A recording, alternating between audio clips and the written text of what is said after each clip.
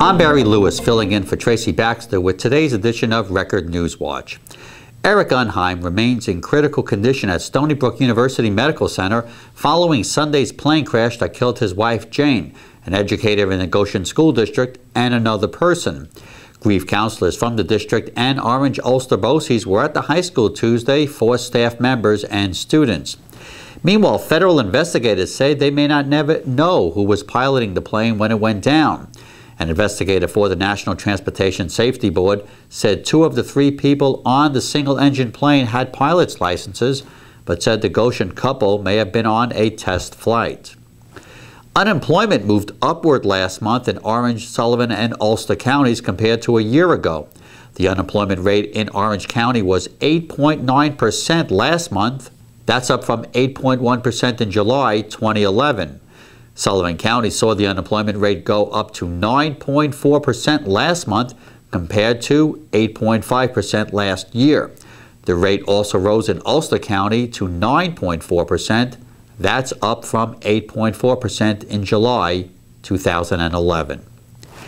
The State Attorney General's office has told 10 counties, including Sullivan and Ulster, they must accommodate Spanish-speaking voters from Puerto Rico, as required by federal law. Letters have been sent by the Civil Rights Bureau to the county's elections commissioners, noting the Voting Rights Act requires jurisdictions with significant numbers of Puerto Rican residents with limited English to ensure they can vote.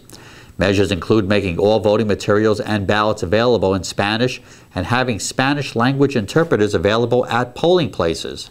Sullivan County's elections commissioner said she has asked for a conference call with the Attorney General's office on Wednesday on the matter. Counties without effective plans could face civil liability.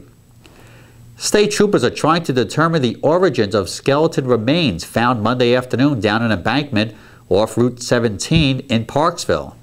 That was on Monday. Police said a construction worker helping work on Route 17 found the remains. Police said it looked like the remains had been there for some time. No identity on the body has been released, and state police are investigating.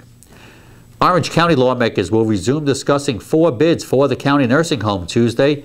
This after a 2-month interlude and hours of testimony before a special committee investigating Valley View's finances and administration.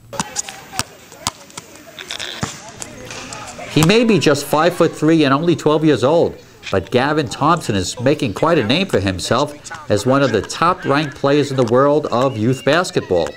The soon-to-be 7th grader at Monhegan Middle School in Middletown has become a nationally known player on the college coaching radar. He was named one of the top players at the prestigious Adidas Junior Phenom Camp in San Diego.